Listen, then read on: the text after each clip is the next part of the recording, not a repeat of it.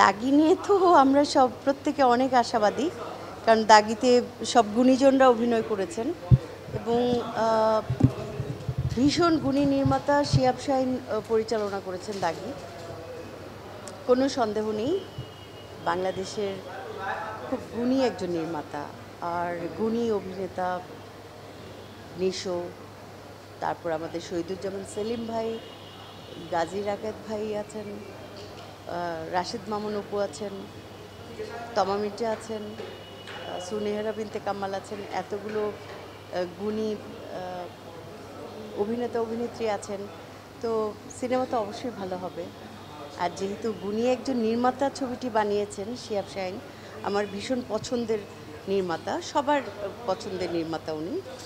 খুব দক্ষ হাতে উনি বানিয়েছেন, ভীষণ মনোযোগ দিয়ে দিন রাত পরিশ্রম করে উনি দাগি সিনেমাটি বানিয়েছেন। অনেক বেশি পরিশ্রম করতে দেখেছি, যে রাত ৩টায় উঠেছেন, আমাদের প্রত্যেককে অ্যালার্ট করেছেন যেন আমরা লোকেশনে যেতে দেরি না করি।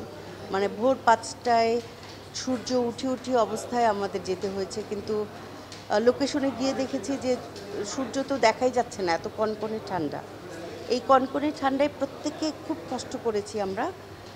সবচেয়ে বেশি কষ্ট করেছে আসলে হিরো আমাদের নিশোর সঙ্গে এর আগেও আমার চমৎকার সব নাটকের গল্পে কাজ করেছি আমরা। এখন ফিল্ম করলাম, এই প্রথম নিশোর সঙ্গে ফিল্ম করলাম। আমার অভিজ্ঞতা চমৎকার। তিনি দারুণ অভিনেতা, তিনি সবাইকে তার